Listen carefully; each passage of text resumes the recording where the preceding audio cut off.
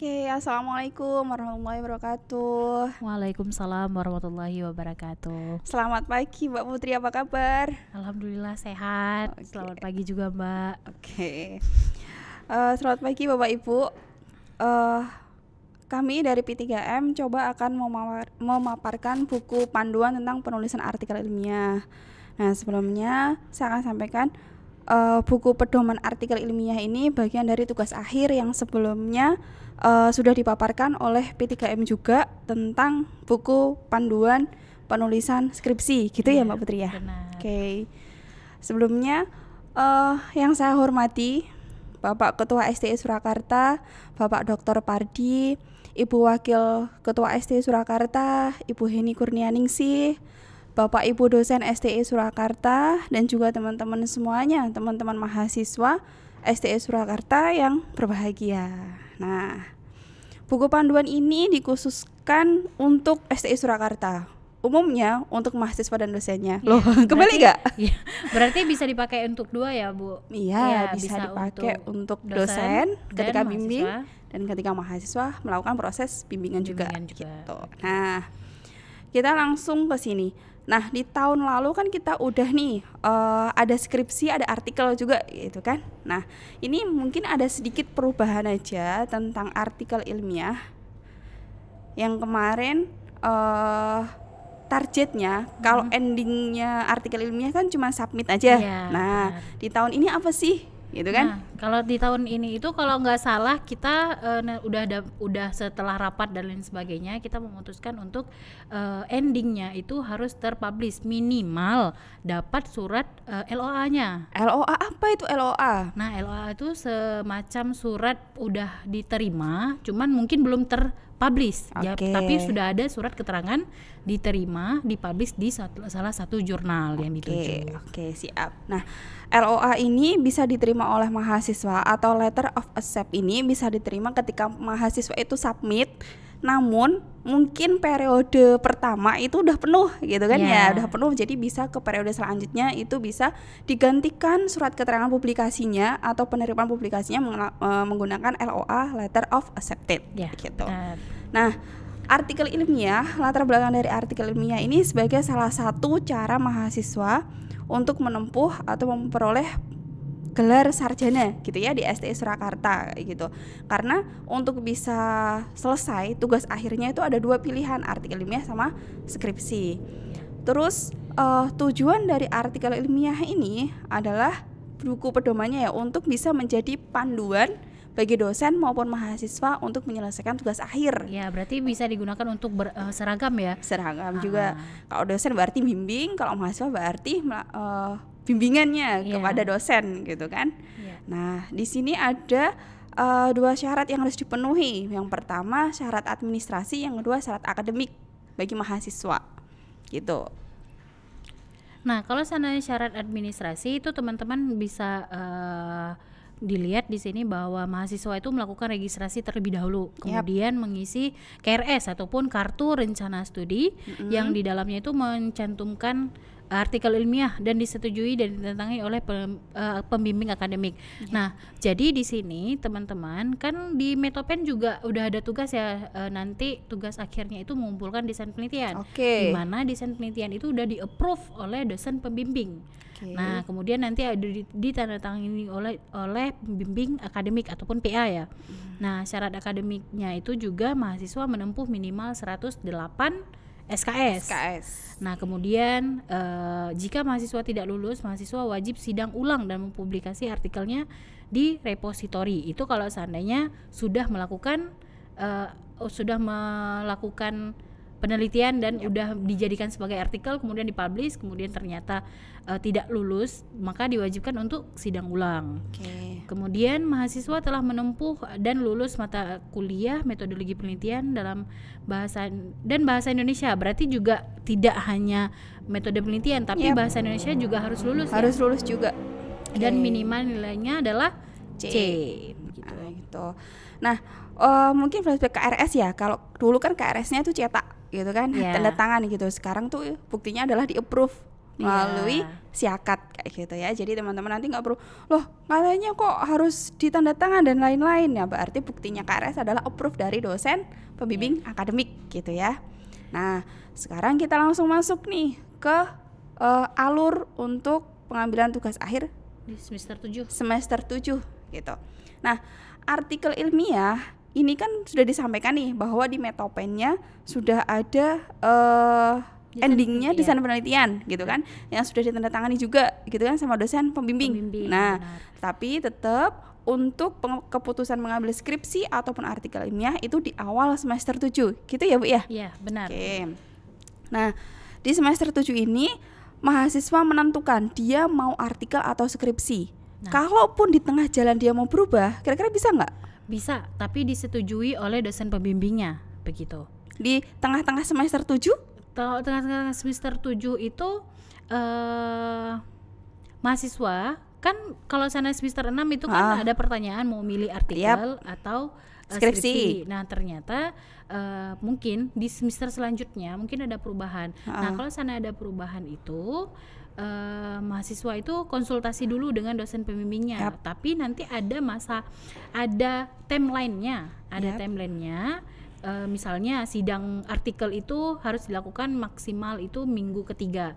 Nah nanti alurnya gimana itu Bu? Kalau seandainya kejadiannya si mahasiswa tersebut nggak mau berubah di tengah jalan gitu ya? Kayak tiba-tiba nggak struck sama penelitiannya gitu, ataupun dia mau neliti ini tiba-tiba kayaknya saya nggak cocok nih, ternyata emang objek penelitiannya malah cancel, mempersulit dan lain sebagainya, kan berarti ada beberapa kendala yang akhirnya dia mengubah dari artikel menjadi skripsi. Gitu. Nah kalau berdasarkan hasil rapat kemarin bahwa mahasiswa itu bisa berubah dari artikel ke skripsi itu dari semester 6 ke semester 7. Jadi semester 6 misalnya di Metopen dia pilih skripsi.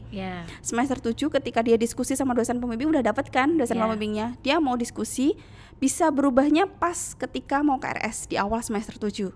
Berarti setelahnya itu nggak bisa lagi berubah? Nggak bisa berubah selama 1 semester penuh.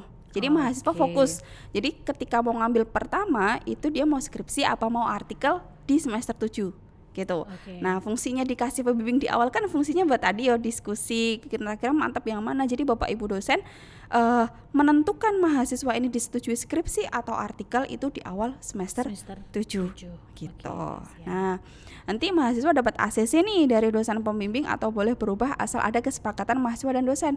Perubahan ini adalah di awal semester 7 bukan di tengah semester 7.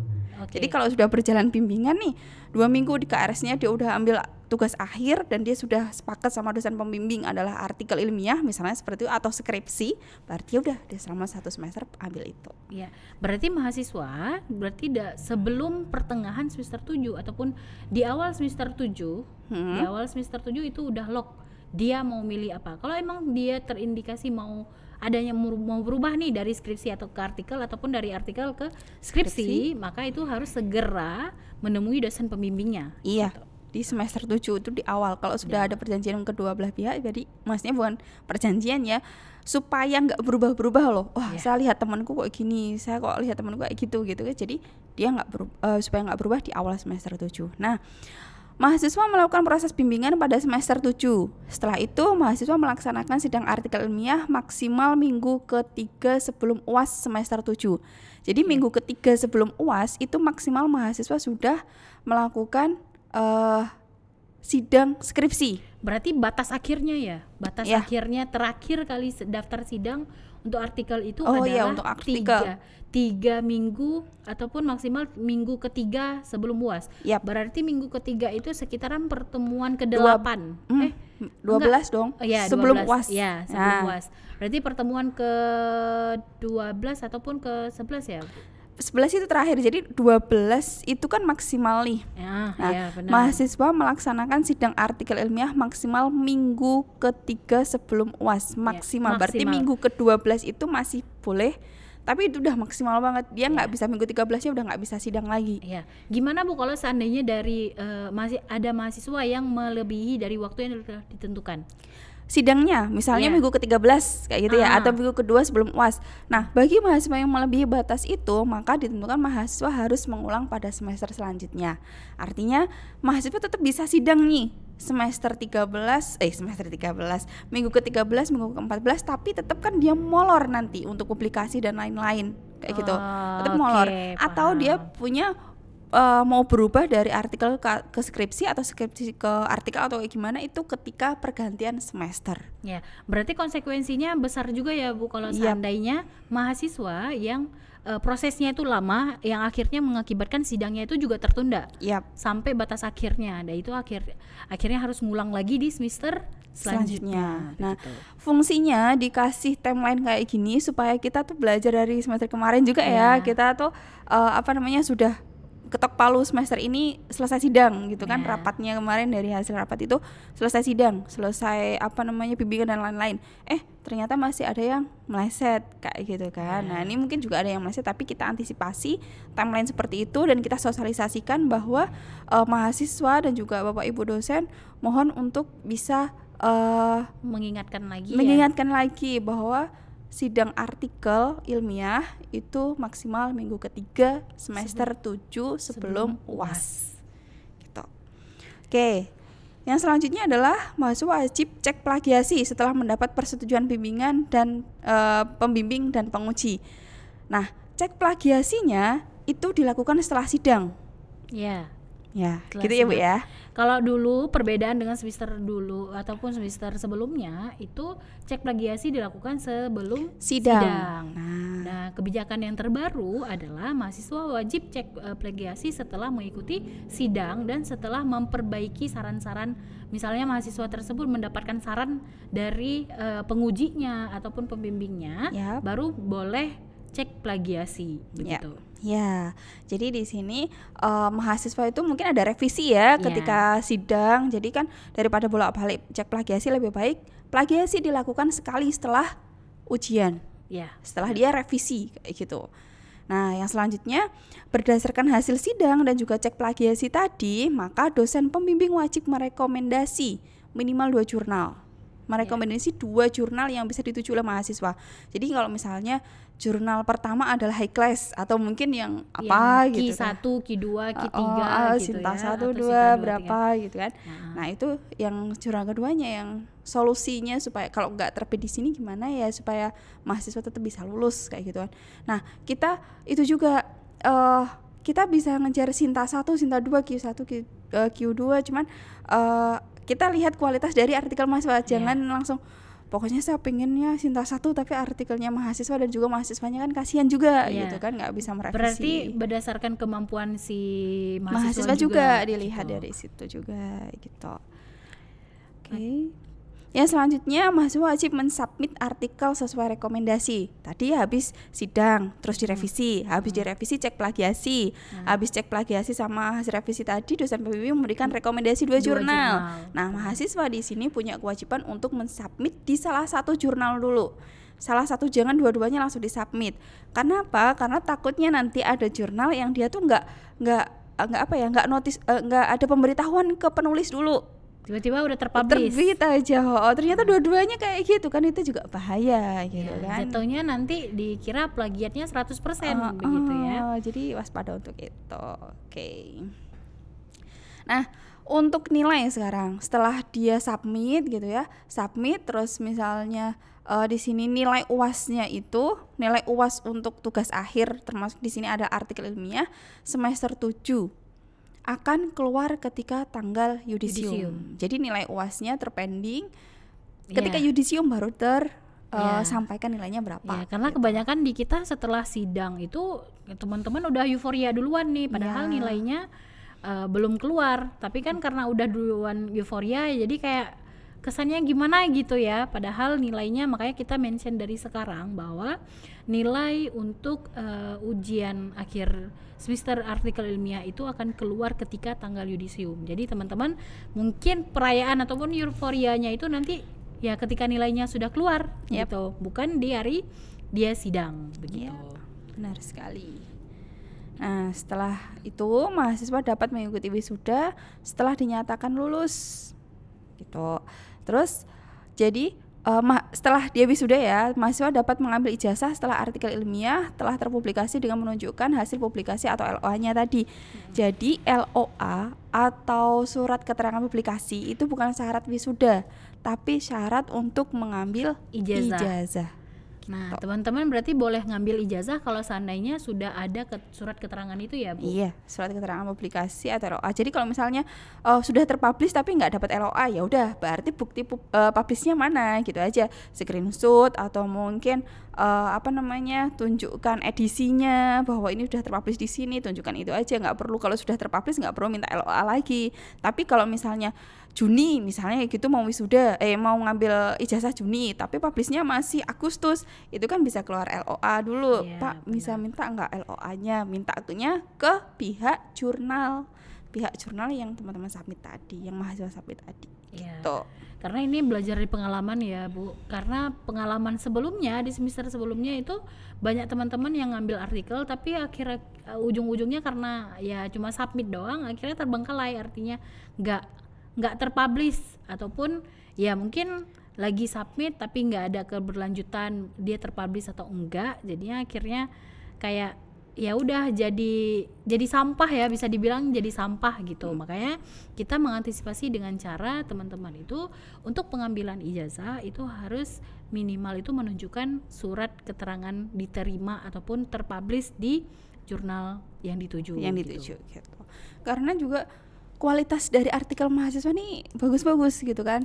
Dari beberapa dosen yang buat story bahwa dia terpublish di sini itu kerasanya kayak wah, kualitasnya bagus loh, sebenarnya bagus. Layak untuk dipublish. Eman kalau cuman untuk di perpus aja, misalnya kayak gitu. Atau masuk repository kampus aja. Jadi sangat eman kayak gitu. Teman-teman mahasiswa tuh punya potensi untuk itu, dan Bapak Ibu dosen ini bimbingnya juga sangat semangat. Jadi eman kalau misalnya nggak terpublish gitu. Lagian juga kalau terpublish itu kayaknya lebih membanggakan nggak sih, Mbak? Karena orang lain juga bisa ngecek nama kita dengan artikel yang kita hasilkan, oh ternyata terpublish. Jadi ketika diketik nama kita langsung keluarnya artikel yang kita publish gitu. Nah, selain itu perbedaannya lagi dari artikel sebelumnya, bahwa kalau sebelumnya kan dosen pembimbing sebagai penguji nih. Nah, untuk tahun ini, untuk periode ini kita tuh dosen pembimbing ada, dosen penguji ada lagi. Nah, berarti ada dosen penguji dan dosen pembimbing itu adalah orang yang berbeda. Ya. Jadi nanti ketika sidang itu ada 2 orang, ada yang bimbing sama ada yang nguji. Dosen di luar pembimbing gitu ya. Jadi pembimbingnya 1, nanti pengujinya 1 lagi gitu. Oke. Untuk prosedur artikel ilmiahnya secara alur udah kita sampaikan, tapi kalau untuk nanti uraiannya bisa dibaca sendiri gitu ya Bu ya. Bisa dibaca sendiri sama teman-teman dan Bapak Ibu dosen. Oke, untuk prosedur plagiasi juga kita udah sampaikan harus dikirim kemana. Prosedur publikasi, terus form-formnya juga udah ada di panduan, terus form desain penelitian artikel ilmiah.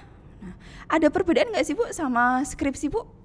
Ada. Nah, perbedaannya itu kalau sana desain penelitian itu kan nggak sampai ke rumusan masalah, nggak ada tujuan manfaat penelitian, itu tidak ada, langsung ke motivasi dan fenomena, itu yang membedakan. Tapi kalau sana yang kajian literatur itu juga di desain di artikel tidak ada, cuman kayak penelitian terdahulu, kerangka pemikiran, metodologinya itu sama dengan yang mengambil skripsi, cuma yang membedakan di awal, karena emang kalau seandainya yang skripsi itu latar belakang semua poin itu harus dijelaskan.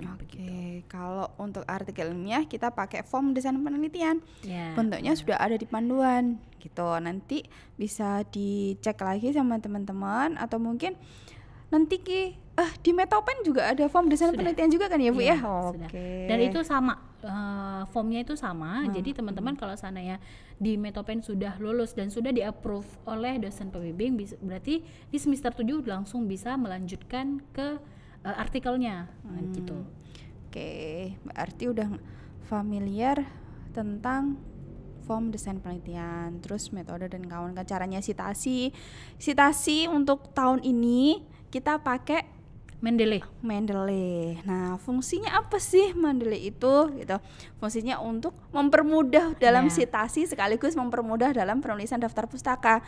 Kadang kan saya pribadi gitu ya Bu ya, misalnya nulis saya sitasi di tulisan tapi saya lupa nulis daftar pustakanya. Nah, atau mungkin formatnya saya lupa kayak gitu. Nah, lebih baik pakai Mendeley sekaligus bisa mempermudah tulisan daftar pustakanya, nggak usah ngafalin format. Kita masukkan pakai Berarti secara otomatis ya kalau penggunaan aplikasi Mendeley gitu. Ya. Oke, itu nanti aplikasinya juga bakal ada pelatihannya, tutorialnya juga. Terus di sini ada template-nya, template untuk artikel ilmiah.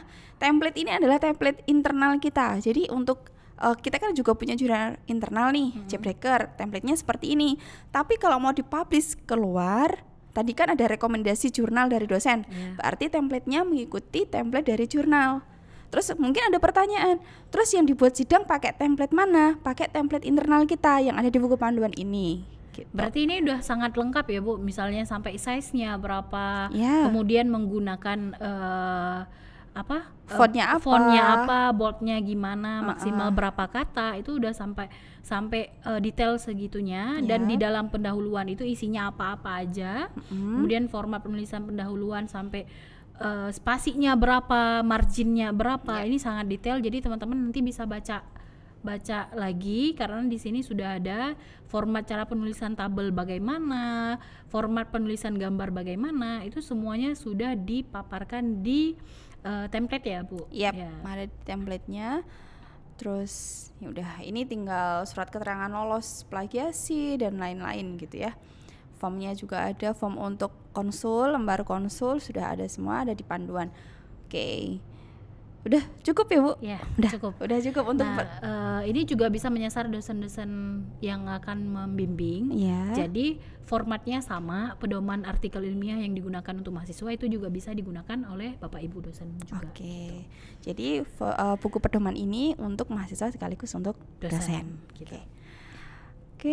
Ada tambahan lagi? Tidak ada. Udah, tidak ada. Mungkin sekian dari kami, perwakilan dari V3M untuk menyampaikan pedoman artikel ilmiah untuk semester ini gitu ya. Nah, mungkin bagi Bapak Ibu yang mungkin ada pertanyaan lagi, mungkin bisa ditanyakan ke anggota P3M atau mungkin ke Pak Andri juga bisa. Kemudian juga bagi teman-teman mahasiswa, kalau memang ada yang belum dipahami, silakan jumpai dosennya. Bisa jadi ya kalau emang ke kampus jumpain Ibu Farida juga bisa, jumpain saya juga bisa. Bu Farida, Bu Putri, Pak Andri bisa semuanya gitu ya. Oke, terima kasih. Mohon maaf sekali atas segala kekurangan kami gitu ya. Sampai ketemu lagi di lain waktu. Selamat siang. Wassalamualaikum warahmatullahi wabarakatuh.